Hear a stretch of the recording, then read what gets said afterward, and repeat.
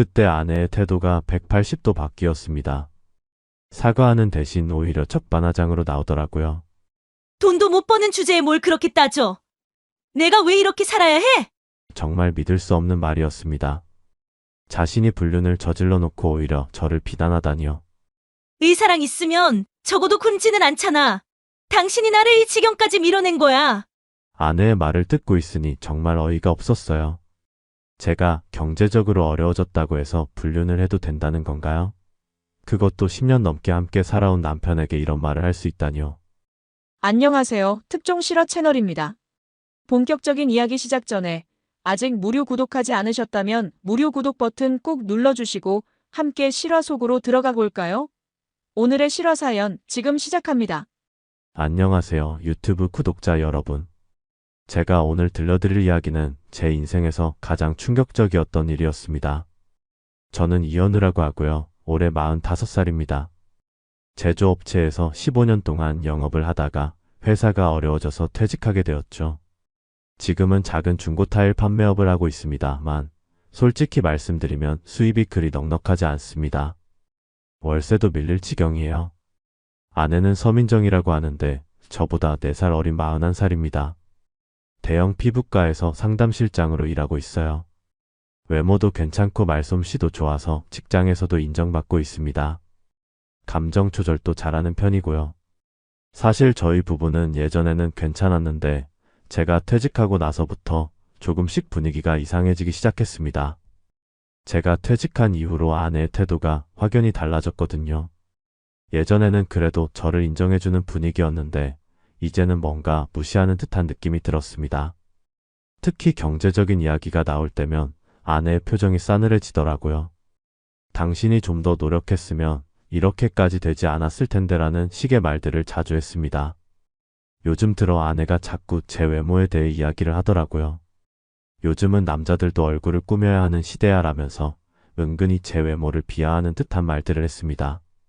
거울을 보면서 피부과에서 일하다 보니까 남자들 피부 관리의 중요성을 더 느끼게 되라고 하면서 제 얼굴을 유심히 보더라고요. 그런 시선이 예전에 사랑스러운 시선이 아니라 뭔가 평가하는 듯한 차가운 시선이었습니다. 처음에는 단순한 잔소리인 줄 알았는데 점점 그런 말들이 많아지니까 기분이 좋지 않더라고요. 하지만 제가 경제적으로 힘든 상황이다 보니 뭐라고 대답하기도 어려웠습니다. 아내가 벌어오는 돈이 저희 생활비의 대부분을 차지하고 있었거든요. 그러다 보니 아내 앞에서 목소리를 높이기가 어려웠습니다. 그런데 더 이상한 건 아내가 요즘 들어 야근을 자주 한다는 것이었습니다. 피부과 상담실장이라는 직업이 그렇게 야근을 많이 하는 일인지 모르겠지만 거의 매주 2~3번씩은 늦게 들어오더라고요. 요즘 병원이 바빠서 야근이 많아라고 하는데 솔직히 좀 의아했습니다. 피부과가 그렇게 밤늦게까지 진료를 하나 싶어서요. 아내가 늦게 들어올 때마다 옷에서 나는 향수 냄새도 예전과 달랐습니다. 집에 있는 향수와는 다른 좀 더 진한 향이었어요. 새 향수 샀어? 라고 물으면 병원에서 샘플로 나눠준 거야 라고 대답하는데 그런 일이 너무 자주 반복되니까 이상하더라고요.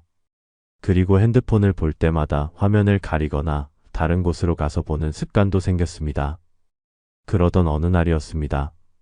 아내가 샤워를 하러 들어간 사이에 핸드폰에서 알림음이 울렸어요. 평소에는 남의 핸드폰을 보지 않는 편인데 그날은 왠지 모르게 시선이 갔습니다. 화면에 떠오른 메시지를 보니 박 원장님과 디너 예약 완료라는 내용이었더라고요. 그 순간 가슴이 철렁했습니다. 병 원장과 단둘이 저녁 식사를 한다는 게 어떤 의미인지 모를 리 없었거든요. 아내가 샤워를 마치고 나오자 조심스럽게 물어봤습니다. 병 원장이랑 단둘이 밥을 왜 먹어? 그런데 아내의 대답이 너무 당당하더라고요. VIP 응대라고 몇 번을 말해? 당신이 병원 운영을 알아? 이런 식으로 오히려 저를 타박하는 투였습니다. 그때 아내의 표정을 지금도 생생히 기억합니다. 뭔가 공격적이면서도 당당한 표정이었어요. 마치 제가 이상한 질문을 하는 것처럼 취급하더라고요. 그 순간 뭔가 이상하다는 생각이 들었지만 제가 의심이 많은 건 아닌가 하는 생각도 들어서 더 이상 묻지 못했습니다. 하지만 그날 밤 잠자리에 누워서도 계속 그 생각만 났습니다. 정말 단순한 업무 미팅일까요? 아니면 제가 너무 예민하게 반응하는 걸까요?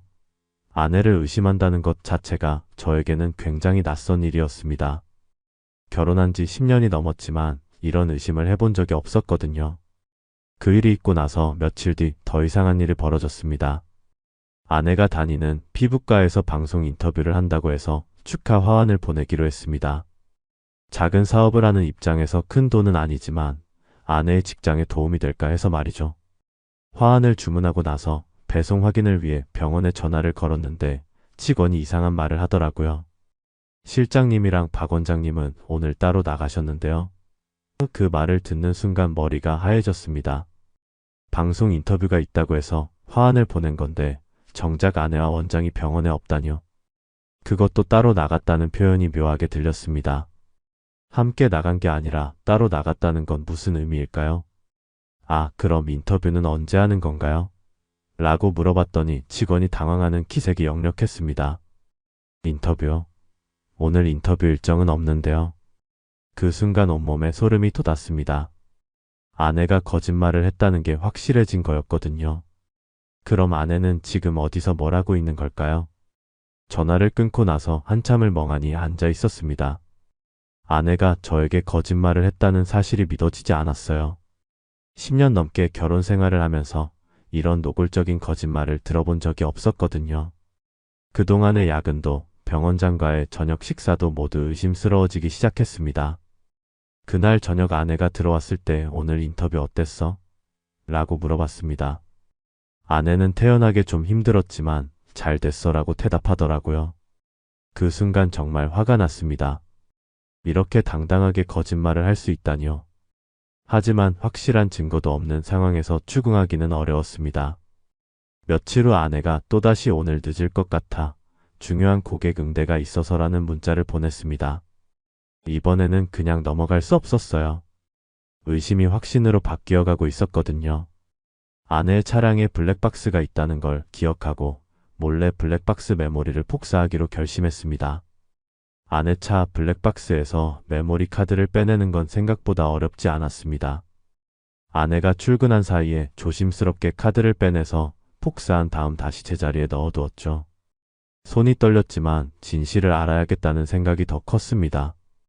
이런 일을 하는 제 자신이 비참하기도 했지만 더 이상 속고 살 수는 없었어요. 집에 와서 블랙박스 영상을 확인해 보는데 처음에는 별다른 게 없더라고요. 그런데 며칠 전 영상을 보다가 깜짝 놀랐습니다. 아내가 차 안에서 누군가와 통화를 하는 장면이 녹음되어 있었거든요. 음성이 또렷하게 들렸는데 상대방 목소리가 남자 목소리였습니다. 다음 주에 부산 호텔 그 방으로 예약해요. 남자의 목소리가 선명하게 들렸습니다. 그리고 아내의 대답이 더 충격적이었어요. 네, 알겠어요. 이번에는 좀 더 여유롭게 있을 수 있겠네요. 대화 내용만 들어도 이것이 단순한 업무 관련 통화가 아니라는 걸 알 수 있었습니다. 더 듣고 있으니 남자가 이런 말을 하더라고요. 자기 아내는 애 낳고 망가졌대. 근데 당신은 아직도 매끈하다고 하더라. 그 순간 정말 머리가 핑 돌았습니다. 이게 바로 그 박 원장의 목소리구나 하는 생각이 들었어요. 그리고 아내가 웃으면서 남편은 요즘 돈도 못 벌어와서 자신감도 없는 것 같아요 라고 말하는 걸 들었을 때는 정말 분노가 치밀어 올랐습니다. 제가 경제적으로 어려운 상황이라고 해서 이렇게 뒤에서 욕을 하다니요. 그것도 불륜 상대에게 말입니다. 아내가 저를 어떻게 생각하고 있는지 확실히 알 수 있었어요. 블랙박스 영상을 보면서 손이 부들부들 떨렸습니다. 분노와 배신감, 그리고 절망감이 동시에 밀려왔거든요. 그날 밤 아내가 들어왔을 때 평소와 다름없이 행동했지만 속으로는 엄청난 갈등이 일어나고 있었습니다. 당장 따져 묻고 싶었지만 더 확실한 증거가 필요하다고 생각했어요. 블랙박스 음성만으로는 부족할 수도 있다는 생각이 들었거든요. 아내는 여전히 아무렇지 않은 듯 행동하고 있었고 저는 그런 아내를 보면서 정말 소름이 돋았습니다. 그때부터 저는 본격적으로 증거를 수집하기 시작했습니다. 블랙박스 음성 파일을 USB에 따로 저장해두고 아내의 행동 패턴을 더 자세히 관찰하기 시작했어요. 이런 제 자신이 한심하기도 했지만 진실을 알기 위해서는 어쩔 수 없는 일이었습니다. 결혼 10년 만에 이런 일을 겪게 될 줄은 정말 몰랐습니다. 블랙박스에서 결정적인 증거를 찾은 후 저는 더 체계적으로 증거를 수집하기 시작했습니다. 법률 상담을 받아보니 상간자 소송을 위해서는 확실한 증거들이 필요하다고 하더라고요. 단순한 음성 녹음만으로는 부족할 수 있다는 얘기였습니다. 그래서 더 구체적인 증거들을 모아야겠다고 결심했어요. 먼저 아내의 스케줄을 더 자세히 파악해 보기로 했습니다. 아내가 늦게 들어오는 날들을 달력에 표시해 보니 일정한 패턴이 있더라고요. 주로 화요일과 금요일에 늦게 들어왔는데 그날들이 공교롭게도 병원 휴진일과 겹치는 경우가 많았습니다. 이상하죠? 병원이 쉬는 날에 왜 야근을 한다는 걸까요? 아내 몰래 병원에 전화를 걸어서 실장님 계신가요? 라고 물어보는 일도 여러 번 했습니다. 그런데 아내가 야근한다고 한 날 중 절반 이상은 병원에 없었더라고요. 직원들도 실장님은 일찍 퇴근하셨는데요 라고 하는 경우가 대부분이었습니다. 거짓말이 하나둘이 아니었어요. 그러던 중 결정적인 기회가 왔습니다. 아내가 이번 주말에 병원 직원들과 워크숍이 있어서 부산에 가야 해라고 하더라고요. 1박 2일 일정이라면서 가방까지 챙기는 걸 보니 진짜인 것 같았습니다. 하지만 이번에는 속지 않기로 했어요. 바로 병원에 전화를 걸어서 확인해 봤죠. 이번 주말 워크숍 관련해서 문의드리려고 하는데요. 접수 직원이 당황하며 대답했습니다. 워크숍이요? 저희 병원은 이번 주말에 그런 일정이 없는데요. 역시나였습니다. 또 거짓말이었어요. 그럼 아내는 부산에서 누구와 뭘 하려는 걸까요? 답은 뻔했습니다. 아내가 부산으로 떠난 그 주말, 저는 잠시도 마음이 편하지 않았습니다. 지금 이 순간에도 아내가 다른 남자와 함께 있다고 생각하니 정말 미치겠더라고요. 그래서 부산 시내 주요 호텔들에 전화를 걸어봤습니다. 서민정 고객 확인 부탁드립니다 라고 하니 한 호텔에서 네, 체크인 하셨습니다 라고 하더라고요. 혹시 동반자가 있나요? 라고 물어보니 네, 남성분과 함께 체크인 하셨습니다 라는 대답이 돌아왔습니다. 그 순간 정말 눈앞이 깜깜해졌어요. 이제 의심이 아니라 확신이 된 거죠. 제 아내가 정말로 불륜을 저지르고 있다는 걸 확인한 순간이었습니다. 호텔 측에 부탁해서 로비 CCTV 확인을 요청했습니다. 처음에는 개인정보 보호 때문에 어렵다고 했지만 제가 배우자라는 걸 증명하고 간곡히 부탁하니 협조해 주더라고요. 그리고 그 영상을 봤을 때의 충격은 정말 말로 표현할 수 없었습니다. 화면 속에는 아내가 한 남자와 다정하게 들어오는 모습이 선명하게 찍혀 있었어요. 그 남자가 아내의 허리에 손을 두르고 있는 장면까지 말입니다. 남자의 얼굴도 또렷하게 보였는데 병원 홈페이지에서 본 박 원장의 얼굴과 일치했습니다. 더 이상 변명할 여지가 없는 결정적인 증거였죠. 호텔 직원에게 부탁해서 그 CCTV 영상을 USB에 복사해달라고 했습니다. 법적 증거로 사용하겠다고 설명하니 이해해 주더라고요. 그렇게 해서 확실한 물적 증거를 손에 넣을 수 있었습니다. 블랙박스 음성 파일과 호텔 CCTV 영상, 그리고 거짓말의 증거들까지 모든 게 준비되었어요. 집에 돌아와서 그 영상들을 다시 보면서 정말 많은 생각이 들었습니다. 10년 넘게 함께 살아온 아내가 어떻게 이럴 수 있을까요? 제가 경제적으로 어려워졌다고 해서 이런 배신을 할 수 있는 건가요? 분노보다는 허탈감이 더 컸어요. 제가 믿고 사랑했던 사람이 이런 사람이었다는 게 믿어지지 않았거든요. 그날 밤 아내가 부산에서 전화를 걸어왔습니다. 워크숍이 어때? 라고 물으니 괜찮아, 유익한 시간이야 라고 대답하더라고요. 그 순간 정말 역겨웠습니다. 어떻게 이렇게 태연하게 거짓말을 할 수 있을까요? 전화를 끊고 나서 정말 오랫동안 울었습니다. 분노와 슬픔이 동시에 밀려왔거든요. 이제 모든 증거가 준비되었습니다. 다음 주에 아내가 돌아오면 모든 걸 끝낼 생각이었어요. 더 이상 이런 거짓된 결혼 생활을 지속할 수는 없었습니다. 아내는 아직 제가 모든 걸 알고 있다는 사실을 모르고 있겠지만 곧 현실을 마주하게 될 거예요. 아내가 부산에서 돌아온 다음 날, 저는 드디어 모든 카드를 공개하기로 결심했습니다. 더 이상 이런 상황을 견딜 수 없었거든요. 아내는 여전히 아무것도 모르는 듯 평소와 다름없이 행동하고 있었어요. 워크숍 잘 다녀왔어라고 하면서 선물이라며 부산 과자까지 사와서는 환하게 웃고 있더라고요. 그 모습을 보니 더욱 화가 났습니다. 어떻게 이렇게 태어날 수 있을까요? 저녁을 먹고 난 후 조용히 USB와 프린트한 사진들을 테이블 위에 올려놓았습니다. 이게 뭔지 알아? 라고 물어봤죠. 아내의 표정이 순간적으로 굳어지는 걸 봤습니다. 뭔가 낌새를 챈 것 같더라고요. 블랙박스에서 나온 음성 파일이야. 박 원장과의 통화 내용 말이야. 그리고 호텔 CCTV 사진을 한 장씩 보여줬습니다. 그리고 이건 부산 호텔에서 찍힌 사진이고 아내의 얼굴이 점점 창백해지는 걸 볼 수 있었어요. 이제 더 이상 변명할 수 없다는 걸 깨달은 것 같았습니다. 처음에 아내는 부인하려고 했어요. 이건 오해야. 그냥 업무상 만난 거라고 라면서 발 뻗고 변명하더라고요. 하지만 제가 블랙박스 음성을 틀어주자 더 이상 할 말이 없어졌습니다. 자기 아내는 애 낳고 망가졌대라는 박 원장의 목소리와 아내가 저를 무시하는 말들이 고스란히 녹음되어 있었거든요. 그때 아내의 태도가 180도 바뀌었습니다. 사과하는 대신 오히려 적반하장으로 나오더라고요. 돈도 못 버는 주제에 뭘 그렇게 따져? 내가 왜 이렇게 살아야 해? 정말 믿을 수 없는 말이었습니다. 자신이 불륜을 저질러 놓고 오히려 저를 비난하다니요. 의사랑 있으면 적어도 굶지는 않잖아.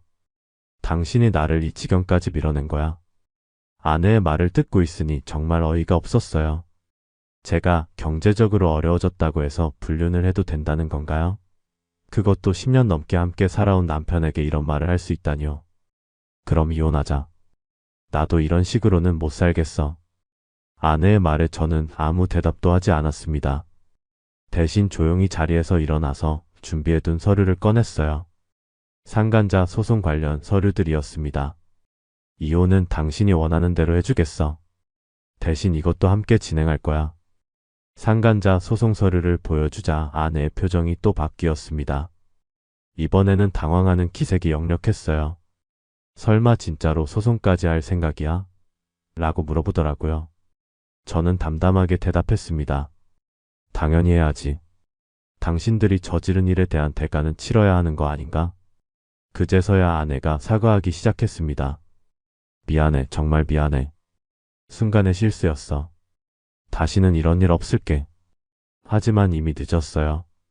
몇 달 동안 저를 속이고 거짓말을 일삼으면서 뒤에서는 저를 조롱까지 했는데 이제 와서 미안하다고 해서 용서가 될 일인가요?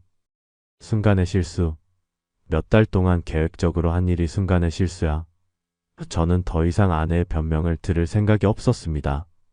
이미 마음의 결정을 내린 상태였거든요. 법원에 소송을 제기하기로 했고 끝까지 밀고 나갈 생각이었어요. 그날 밤 아내는 계속 사과하고 용서를 빌었지만 저는 냉정하게 응대했습니다. 사과는 박 원장한테 하지 말고 법정에서 해. 나는 이미 결정했어. 아내는 울먹이면서 그럼 우리 결혼 생활은 어떻게 되는 거냐고 물어봤지만 저는 그건 당신이 선택한 길이니까 당신이 알아서 해라고 대답했습니다. 다음 날 아침 저는 바로 법원에 가서 상간자 소송 서류를 접수했습니다. 변호사와 상담을 통해 위자료 청구 금액도 정했어요. 박 원장과 아내 모두를 상대로 소송을 제기하기로 했습니다. 이제 더 이상 물러설 생각이 없었거든요. 제가 당한 배신과 모욕에 대한 정당한 대가를 받아내겠다고 결심했습니다. 소송 서류를 접수한 후 본격적인 법적 절차가 시작되었습니다. 변호사는 제가 수집한 증거들을 보고 승소 가능성이 높다고 평가했어요. 특히 호텔 CCTV 영상과 블랙박스 음성 녹음이 결정적인 증거가 될 거라고 했습니다. 박 원장 측에서도 변호사를 선임했다는 소식이 들려왔는데 어떻게든 합의를 보려고 하더라고요. 박 원장 측 변호사에서 먼저 연락이 왔습니다. 합의로 조용히 마무리하는 게 어떻겠냐는 제안이었어요. 합의금으로 상당한 금액을 제시하면서 소송을 취하해달라고 하더라고요. 하지만 저는 단호하게 거절했습니다. 돈 문제가 아니에요.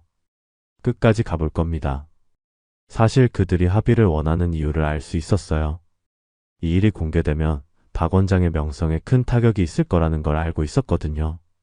병원 운영에도 악영향을 미칠 수밖에 없고요. 하지만 그런 것들이 제 관심사가 아니었습니다. 저는 정당한 처벌을 원했어요. 재판이 시작되고 첫 번째 공판에서 저는 모든 증거를 제출했습니다. 판사도 증거들을 보고 상당히 심각하게 받아들이는 것 같았어요. 특히 블랙박스 음성에서 아내가 저를 조롱하는 부분을 들었을 때 판사의 표정이 굳어지는 걸 봤습니다. 배우자에 대한 최소한의 예의도 지키지 않았다는 식으로 언급하더라고요. 박 원장 측에서는 단순한 연인 관계였고 육체적인 관계는 없었다고 주장했지만 호텔 투숙 기록과 CCTV 영상 앞에서는 설득력이 없었습니다. 더군다나 블랙박스에 녹음된 대화 내용들이 단순한 연인 관계 이상이라는 걸 명확히 보여주고 있었거든요. 아내는 법정에서도 여전히 변명을 늘어놓았습니다. 경제적으로 힘든 상황에서 위로를 받고 싶었을 뿐이라면서 남편이 무관심했기 때문이라고 오히려 저를 탓하더라고요. 하지만 그런 변명들이 불륜을 정당화할 수는 없다는 게 판사의 판단이었습니다. 재판 과정에서 더욱 충격적인 사실들이 드러났어요. 이들의 불륜이 생각보다 훨씬 오래되었다는 것이었습니다. 신용카드 사용 내역을 조사해보니 거의 1년 전부터 함께 호텔을 이용한 기록들이 나왔거든요. 제가 알아챈 건 빙산의 일각에 불과했던 거죠. 더욱 가관인 건 병원 내에서도 이들의 관계가 공공연한 비밀이었다는 사실이었습니다. 병원 직원들 증언에 따르면 박 원장과 아내가 자주 함께 외출하는 걸 봤다고 하더라고요. 심지어 병원 내 응접실에서 부적절한 행동을 하는 것도 목격되었다고 했습니다. 이런 증언들이 나오자 박 원장의 처지는 더욱 어려워졌어요. 병원 측에서도 이미 박 원장에게 계약 해지 통보를 했다는 소식이 들려왔습니다. 환자들 사이에서도 소문이 퍼지면서 병원 이미지에 큰 타격을 입었다고 하더라고요. 결국 박 원장은 병원을 그만두게 되었습니다. 아내 역시 상황이 나아지지 않았어요. 병원계는 생각보다 좁은 세계라서 이런 일이 알려지면 다른 곳에 취업하기가 어려워진다고 하더라고요. 실제로 아내가 몇 군데 면접을 봤지만 모두 떨어졌다는 얘기를 들었습니다. 아마 소문이 이미 퍼진 것 같았어요. 재판은 예상보다 빨리 끝났습니다. 증거가 너무나 명확했기 때문이에요. 판사는 혼인관계를 파탄시킨 명백한 불법행위라고 판단하며 박 원장에게 위자료 3천만 원을 지급하라고 판결했습니다. 아내에게도 별도로 1천만 원의 위자료를 지급하라고 했고요. 판결문을 받아든 순간 정말 시원했습니다. 그동안 억울했던 마음이 조금이나마 풀리는 것 같았어요. 물론 돈으로 모든 상처가 치유되는 건 아니지만 적어도 제가 당한 일에 대한 정당한 인정을 받았다는 느낌이었습니다. 판결이 나온 후 박 원장 측에서 항소를 검토한다고 했지만 결국 항소를 포기했습니다. 증거가 너무 명확해서 항소에도 승산이 없다고 판단한 것 같았어요. 대신 위자료 지급 방식에 대해서는 분할 납부를 요청해 왔는데 저는 일시불을 고집했습니다. 능력이 안 되면 애초에 그런 짓을 하지 말았어야죠라고 단호하게 답변했어요. 박 원장은 결국 병원에서 완전히 쫓겨났고 다른 병원에서도 받아주지 않는다는 소식을 들었습니다. 의료계도 생각보다 좁은 세계라서 이런 추문이 생기면 재계하기가 쉽지 않다고 하더라고요. 실제로 몇 달 후에 들은 얘기로는 지방 소도시의 작은 의원에서 월급쟁이 의사로 일하고 있다고 했습니다. 아내의 상황은 더욱 심각했어요. 병원계에서 완전히 블랙리스트에 올랐다고 하더라고요. 어느 피부과나 성형외과에서도 상담실장으로 받아주지 않았습니다. 결국 전혀 다른 업종에서 일자리를 찾아야 하는 상황이 되었어요. 그것도 경력을 전혀 인정받지 못하는 말단 직원으로 말입니다. 더욱 가관인 건 박 원장이 아내를 완전히 버렸다는 것이었습니다. 재판 과정에서 박 원장은 단순히 유혹에 넘어간 것일 뿐 진지한 관계가 아니었다고 진술했거든요. 그리고 판결이 나온 후에는 아내와 완전히 연락을 끊어버렸다고 했습니다. 아내가 몇 번 연락을 시도했지만 박 원장은 전화도 받지 않았다고 하더라고요. 아내는 박 원장에게 당신 때문에 내 인생이 망가졌다면서 따지려고 했지만 박 원장은 내가 먼저 유혹했잖아. 내가 언제 책임지겠다고 했나? 라는 식으로 대답했다고 합니다. 결국 아내는 모든 걸 잃게 된 거죠. 남편도 직장도 그리고 불륜 상대까지 모두 잃었으니까요. 한편 저는 새로운 시작을 준비하고 있었습니다. 위자료로 받은 돈으로 사업 자금을 마련해서 작은 공방을 차렸어요. 수제 가구를 만드는 일이었는데 예전부터 관심이 있던 분야였거든요. 처음에는 서툴렀지만 점점 실력이 늘면서 주문도 들어오기 시작했습니다. 무엇보다 마음이 편해졌어요. 더 이상 아내의 거짓말에 속지 않아도 되고 의심하면서 살지 않아도 되니까 정말 홀가분했습니다. 경제적으로는 여전히 넉넉하지 않았지만 적어도 정직하게 살고 있다는 자부심은 있었어요. 공방일이 입소문을 타면서 지역 방송에서 인터뷰 요청까지 들어왔습니다. 중년의 새로운 도전이라는 주제로 제 이야기를 소개하고 싶다는 거였어요.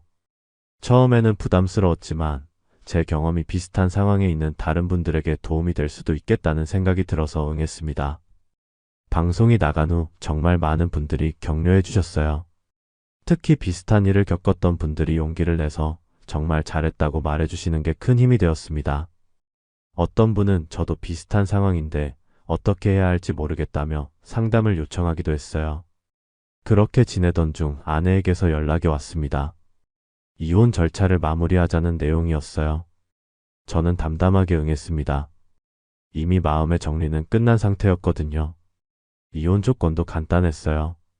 위자료는 이미 받았으니 재산 분할만 하면 되는 거였고 저희에게는 자녀가 없어서 양육권 문제도 없었으니까요. 이혼 절차가 마무리되는 날 아내가 마지막으로 만나자고 했습니다. 정말 미안했다. 다시 시작할 수는 없을까? 라고 하더라고요. 하지만 저는 단호하게 거절했습니다.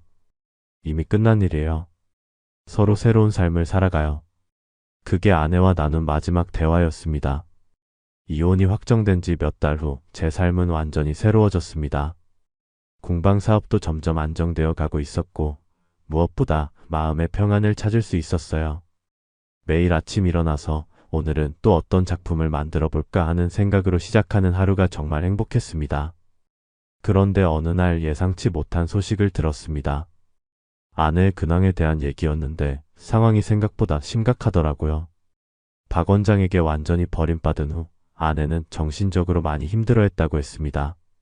새로운 직장을 구하려고 노력했지만 번번이 거절당했고 결국 편의점 아르바이트로 생계를 유지하고 있다는 거였어요. 처음에는 자업자득이다라는 생각이 들었습니다. 자신이 선택한 길이니까 책임을 져야 하는 거 아닌가요? 하지만 한편으로는 10년 넘게 함께 살았던 사람이니까 완전히 무관심할 수는 없더라고요.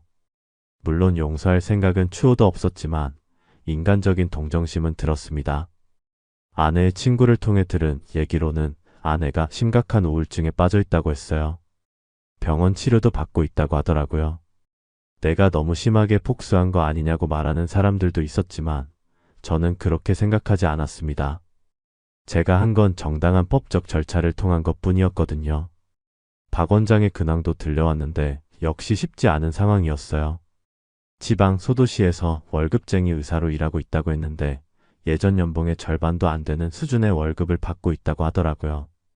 부인도 이혼을 요구하고 있다는 소식까지 들려왔습니다. 결국 모든 걸 잃게 된 거죠. 명예도 재산도 가정도 모두 말입니다.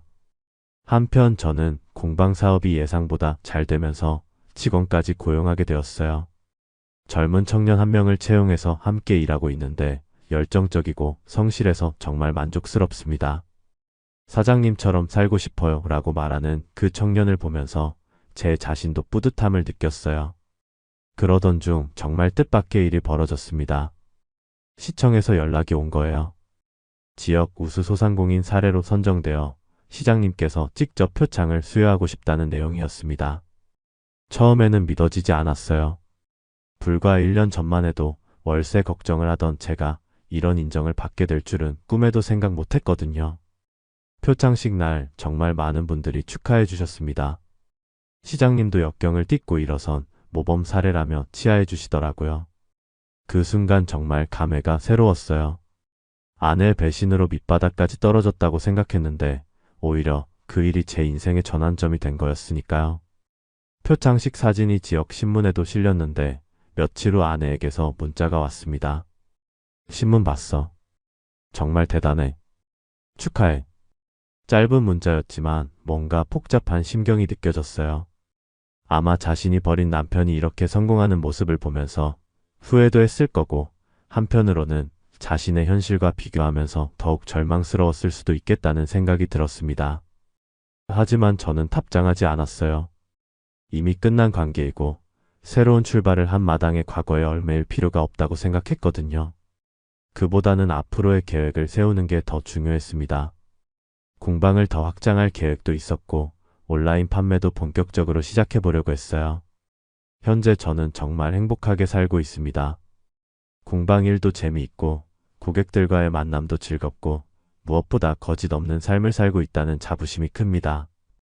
가끔 외로울 때도 있지만 혼자 사는 것이 거짓된 관계를 유지하는 것보다 훨씬 낫다고 생각해요. 앞으로도 이렇게 정직하고 당당하게 살아갈 생각입니다.